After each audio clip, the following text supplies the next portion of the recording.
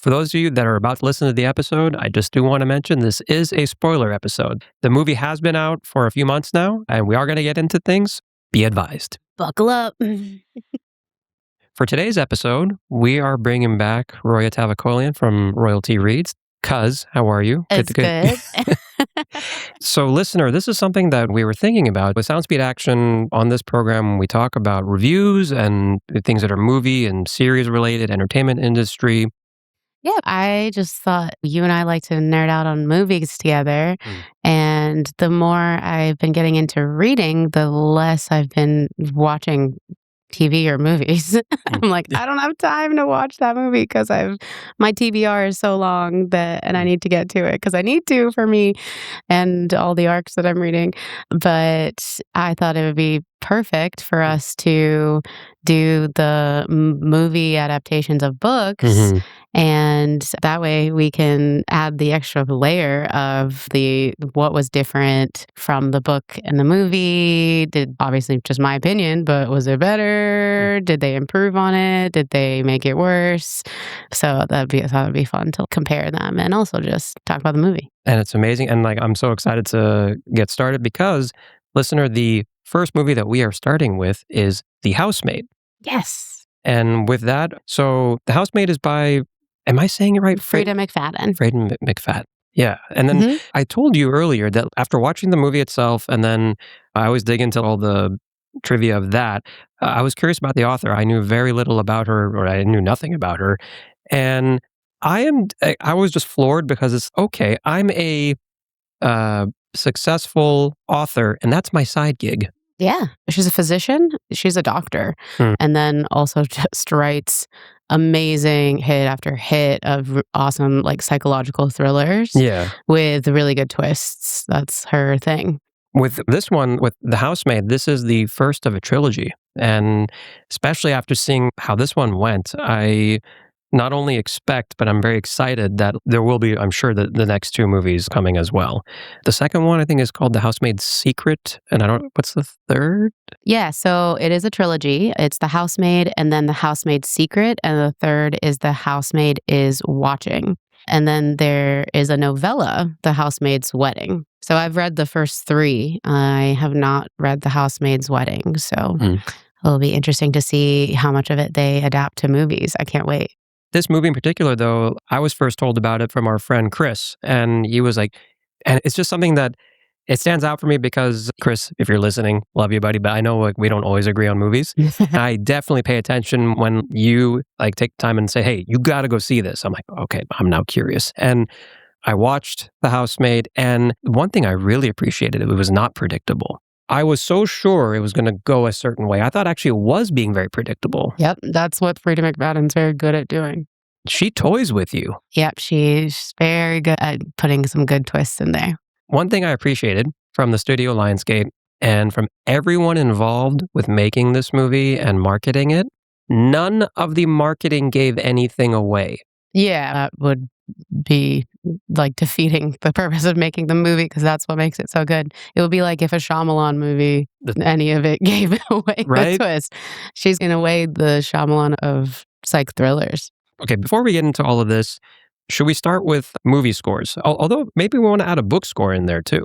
Sure. I loved the book. Like you said, same as the movie. With the book, I did not see the whole flip and twist coming. It was also one of I want to say it was the third or fourth of her books that I read. And usually when you read a lot of books by the same author who has the same style, you're expecting a twist.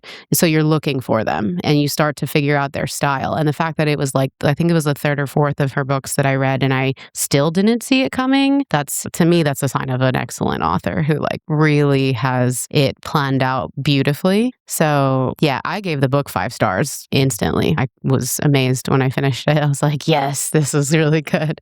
I haven't read the book here, but for the movie, my rating is at least an 8 out of 10. I thoroughly enjoyed this movie. Let's see, what would I rate? I actually need to think about it. We'll get into this more. So the things that I would subtract just a little bit, I really like I like the casting that they did a lot. I did think that Sydney Sweeney fell a little bit, she was a little bit flat. And I get that her character was incarcerated straight in from high school, formative years for 10 years. And of course, that's going to affect a person. But I just felt like she could have put a little more range in there. And I think she generally just does more, like she has a lower range for acting. But then on the other side of that, Amanda Seyfried was phenomenal. Her range in that, comparing her to other things that I've seen her in where she's played very different characters, but then her range within this one movie, granted it's a character that requires huge range, right? She's a sane person who's pretending to be an insane person who's been gaslit into thinking she was insane and then realizing that she's not and still living with a predator. I mean, so of course, like that's going to require a psychologically deep and emotionally huge range for a character and then for an actor to be able to portray it. And I actually thought that Amanda Seyfried did a better job at really portraying this character that visually and emotionally that you actually didn't even get as much of it from the character in the book. Like I thought Amanda Seyfried made the character even better. So she's one of those parts where the movie's better, that she's a big reason for that. Yes, absolutely. The movie's 2 hours and 10 minutes long, doesn't wear out its welcome on runtime.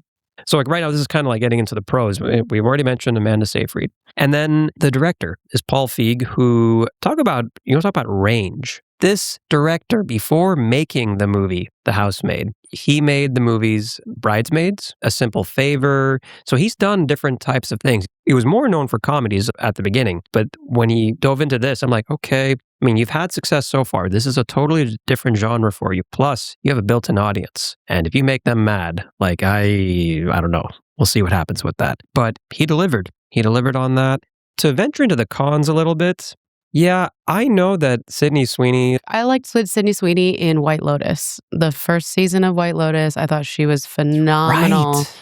And I think the reason why she was so good in that is that was like the character that she's good at playing. No, the thing with Sydney Sweeney is that she, from an acting point of view, have you ever seen movies with Tommy Lee Jones? Maybe. He can only play one thing, and it's like the beaten down on his luck cowboy dude, whatever, and that's it. He has no range. But he's good at that one thing. He's good at that one thing. Yeah. In the movie The Fugitive, he's hunting down Harrison Ford. Oh, yes. He's great in that movie. I love him in that movie. A great movie. But if you watch every other movie, he's playing the same character. Yes, yeah. I'm hopeful with Sydney Sweeney that in the next couple movies, which I do hope that they make, that she's going to have the opportunity to show more depth and like bring more emotion to the character. I think that maybe because of the way that the first book is, where is fresh out of jail, like she's fresh out of incarceration. So that could be part of why she's flat, is she's just trying to survive. And that survival mode could make someone have that more flat affect. But in the next book, so at the end of this movie, I love the way it sets it up for the next books. And it does this in the books as well, where you see her, and I love this part too, is that I didn't see this coming when I was reading the book either. And I love in the movie the way you think, okay, it's ended, she got her money, it's a happy ending, she's going to now be able to build her life and go do whatever she wants. And then you see her interviewing to be a housemaid again, and you're like, honey, after that experience, are you serious? And then you see that the woman that she's interviewing with has a huge bruise on her wrist and she's toying with a knife, and she tells her that her husband is very hard to please, suggestively. And you realize that she is going into the business of essentially assassinating horrible husbands who abuse their wives. And who doesn't love that? That's my kind of protagonist. Badass woman taking down men that are horrible to their wives and like trapping them in the situation. Yes, take them out. Take them out. And McFadden and this like series, she gets creative with like how that's approached. both from seeing how in this movie, how this husband has been playing games, not just with Seyfried's character and now Sweeney's character, but there was even a character before that we learn about. Like that room that is there for Sweeney's character, right? Like, okay, this is an odd room. I don't really understand why they went with this. And it becomes clear very quickly that, okay, no, this is the lair, the trap. I don't know. What would you call that? And this very creative approach. And then it is such a cathartic scene when Sweeney can turn that onto Sklenar's character.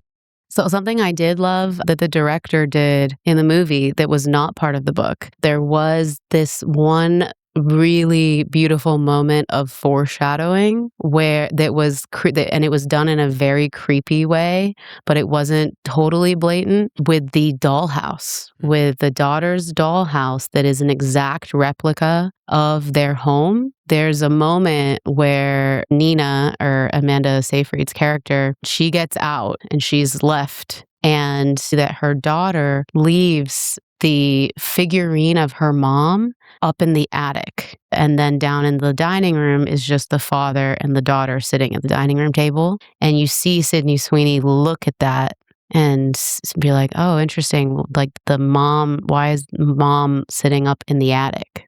Okay. And that is like the one foreshadowing moment that I thought was cool that he put that in there.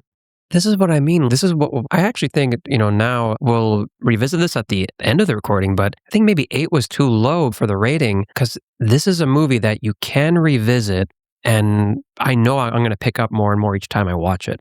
Mm-hmm. Like there's all these fun details. I think it's both from definitely Paul Feig as a director is making these cool choices, and then he has so much to work with that McFadden provides. But yeah, there was a totally side tangent for a second, but both Seyfried and Sweeney are executive producers on this movie. But there was a funny thing that came out when Seyfried was on a talk show. She's like, yeah, I saw one day, like 3 weeks into production on the call sheet, that I'm listed as executive producer. And she calls up her agent. She's like, what the fuck? I'm executive producer? She didn't know she was executive producer of this movie. And she did something that I just love so much. Like when she was on this talk show, like telling this story, she's like, I want you all to know, and I will admit this, that is a vanity bullshit title. I was going to say, what does that even mean? Yeah. She's like, it's there. And my agent said, okay, we just fought for that for you and we got it. Okay, fine. I showed up and I acted, and that was my participation. And she's like, well, I wanted to bring it up because there are producers who do work their ass off. And I want to give you, she was saying here, I want to give you a name of a woman who has really become such a big, powerful producer from working her ass off. And everyone's like leaning in.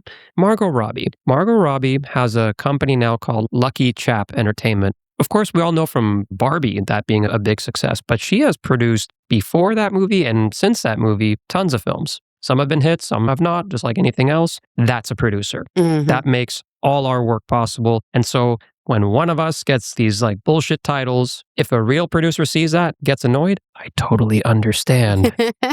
So what was does that just bring her name up more to make it more recognizable, or why do they do that? If I'm being fully transparent, I don't know like the full reason, but I have some guesses with it. I think there might be a salary bump. Mm-hmm. I think that's a reasonable assumption. The other thing is maybe within the industry, it just gets them some more credibility. More projects are brought to them. Maybe authors might try to pitch them then saying, hey, do you want to option our script or our manuscript? But it's just like you never hear people admit that. And for you, Roya, and for listeners, if you ever want something funny to watch, go onto YouTube and search Seinfeld Fallon producer. Look up those 3 words together, and it's a little segment where Seinfeld actually addresses it. It's like, hey, like on your show tonight, when the episode ends, there will be credits that scroll down.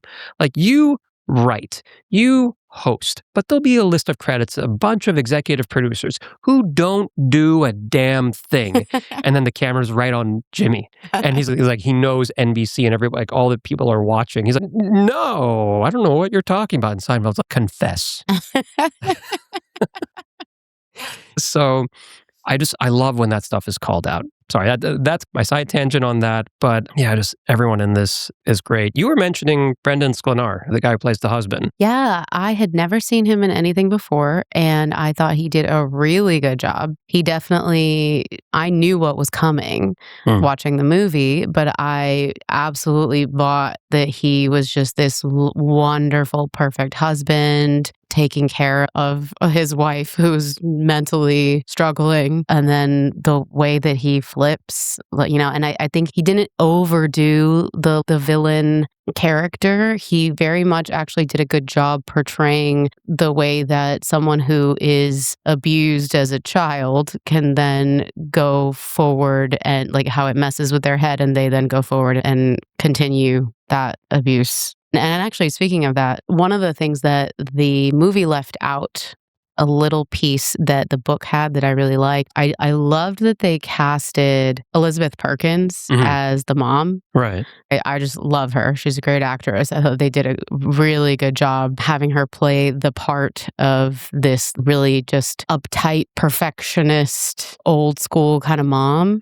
But then at the very end of the movie, at the funeral, she says to Nina, they found that he was missing a tooth when he died. And I always used to tell him that teeth are a privilege and you have to take care of your teeth. And she delivers that line very creepily and definitely gets the message across that she clearly had been doing horrible things to this guy, to her son. In the book, she takes it even further and she says to his wife, "I'm glad that you were able to teach him a lesson." Wow. Right. Okay. Right? Yeah. So the mom admits that she basically says, "I know what you did and good job. He deserved it." Okay, that then totally negates. So the thing I was going to say about a negative for me with this movie, I misunderstood this then. My only gripe was at the end when Elizabeth Perkins is there, the mother for the Sklenar character. I was thinking, okay, wouldn't it be nice if there's a tease of, I don't fully buy this story and I'm on to you, and in the next book or two, I'm going to pursue getting justice for my son or something, but I misunderstood that.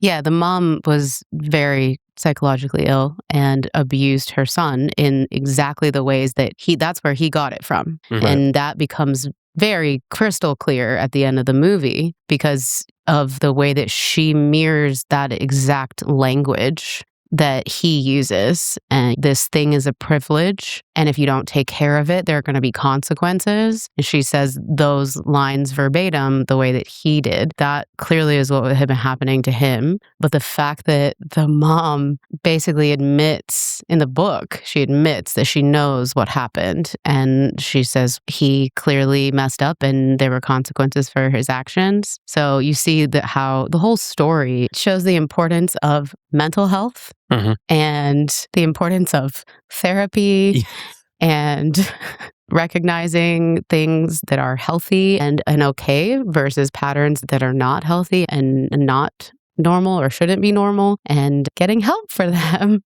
Would you say also like these things can be passed down? In this case, between this mother and son. Okay, the mother did this stuff. Now the son started doing it. It just... Yeah. It's a classic case of perpetuating retribution. And yeah, people who are abused in certain ways, some people get help and have support and are able to break that cycle. And some people aren't and end up perpetuating that retribution. And that part's sad, super sad. That cycle continues. But again, it's a great advertisement for mental health and therapy and pharmacogenics and... And then what about with Millie's backstory? Like I don't know how the book handled it. Did the book and the movie, were they lined up pretty well? Exactly. Perfectly lined up. It's the exact same story that she goes to jail for murdering a boy who is basically raping her friend. She catches him in the act and goes to save her friend, and in a rage basically kills him and ends up going to jail for 10 years for that. That whole showing the backstory, leading up to it, then showing like what happened. That part, like I know I've been critical of Sweeney in this movie so far, but that part was incredible. I thought for her just sticking up for her friend, jumping into action, and then even the scenes where she's talking to, I guess it would be the probation officer. That part I thought she was doing great. After that, the rest of it was the Seyfried show. Yeah, absolutely. And so now we have 2 more books, and I'm really excited for it. So I've heard that Sweeney is going to return. Paul Feig is going to return. The Seyfried character might cameo, but like it's a different family now. I know you can't tell me because, again, you've read the books, but yeah, definitely very excited to see where this can go. Yeah, the other thing that the director changed in the movie that I liked what he did a lot, it definitely made it significantly more dramatic than the book. The ending where Andrew dies. In the book, Millie finds a pepper spray that was left by Nina's character in the bucket. And we're not really sure. It doesn't seem necessarily like she left it there on purpose because we know that he had used it. Andrew had made Nina use pepper spray in a previous time. So it seems like she just kind of left it there. And Sydney Sweeney's character gets the pepper spray when he comes in, sprays him, and then runs out and locks the door. And then she does the whole thing with him removing his tooth, but then she doesn't let him out and he is in there for a long time. He bleeds out, he dies. So he dies in the room in the book. Okay. And Nina does come back because she's worried about Millie. She comes back to make sure she's okay, to see what's going on. And she finds Andrew, dead in the room. And then she says, you know what? I'm going to take the rap for this. And hopefully I'll have a better chance of getting away with it. And so she lets her go. In the movie, we see that Nina leaves a knife in that room hidden for Millie. So she actually does that on purpose. So Millie has a weapon that she is able to use against Andrew and then get out of that room. And she then does the whole tooth thing. The other big difference is in the book, when Andrew locks Millie in the attic, he has her, the thing that he wants her to do is to balance 3 books on her stomach for a long time, I believe it was, which doesn't sound fun, but is not what happens in the movie, which is significantly more graphic and dramatic and intense. So I liked the fact that the director brought in the concept of the grandmother's china or mother's china, and that reinforced also that Andrew's behavior was all very much because of the mom. So the fact that Millie broke his mom's china and then he has her cut her stomach open 20 times. That scene was brutal. Super brutal. Like actually hard to watch. That, and then the fact that I loved that the director, I was waiting to see, is this going to be different? And the fact that Nina or Amanda Seyfried comes up and unlocks the door and you aren't sure, is Andrew in there? Has he died already? If you've read the book, you're thinking, okay, maybe he's already dead, but you don't know. And she opens that door and like just that 1 second before Millie comes up and says, no, don't do it. And he runs out. And then there's that whole incredible scene between the two of them where you're thinking, is Millie gonna just give in and try to calm him down? Or is she gonna give in and go back to him? And then to have Sydney Sweeney's character throw him down the stairs, basically. Oh, yeah. And the director did a great job at the beginning of the movie where he does this scene, a shot with the stairs where you see the spiral staircase going up and then you see it from the top of the stairs going down the stairs. And with the spiral staircase straight down through the middle, it's a foreshadowing kind of creepy shot that tells you something might happen. And so it's the Chekhov's gun. Chekhov's gun is the literary device coined by Andrew Chekhov, where they show a gun early in the story that might go off at a final act. And that's shot where he shows the angle of the stairs, the spiral staircase going down the middle. That was the Chekhov's gun shot or scene where then at the end it comes full circle where he's thrown down the center of those stairs to his death. It's dramatic, it's creepy, it's violent, but the ending, this movie has such a just satisfying ending Very satisfying. on so many levels. And now that you told me about that part too with Elizabeth Perkins and like when they're at the funeral and all that, that also now like my score is definitely going up. 8 is not going to suffice anymore. Let's revisit our scores. Speaking of which, in your case for the book, do you stand at 5 out of 5? Yeah, I absolutely loved the book. I think I would give the movie like a 8.5, 9 for sure. It was phenomenal. And the fact that I think I loved the book, it was excellent. And I think it's rare that someone can take a book and actually improve on it in a cinematic form. And I do actually think that the director did that. And again, Amanda Seyfried. Amanda Seyfried really did that. I had started with a 8 out of 10, and I'm thinking, yeah, also like an 8.5 or 9, just because, again, it's from filmmaking and entertainment. It was just so satisfying. When I give a movie like an 8 or higher, it means that if that movie is on TV or it's one of the choices on an in-flight selection, I'm going to watch it. I actually want to rewatch like either the whole movie or some scenes again.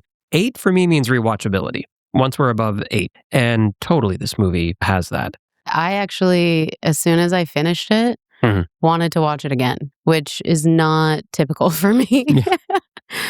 Like right away, I was like, I actually want to watch that again. That was really good. And like you said, I think especially for people that didn't read the book, you're going to get more little things that you might have missed. You're going to get more after watching it again. And that also is like a sign of a great movie. I totally get now why our friend Chris would say to me, so Rob, you need to make a point to see this movie. There was enthusiasm there when you were saying this, Chris. And I'm like, okay, this is clearly not your typical movie. And after watching it now and hearing also like where it comes from, like with the source material of the book, I get it now. Thank you, man, for the recommendation. Listener, by the way, just as we're closing the episode, you cannot see this here, but Roya's cat Luno has been trying to attack my microphone. He really enjoys it. So I think that's him saying, I need some attention. With that, I hope you enjoyed today's episode. And The Housemaid is available to rent and buy on all platforms. We do hope you check it out. And if you could leave a review, that definitely does help the program. And as always, thank you for listening.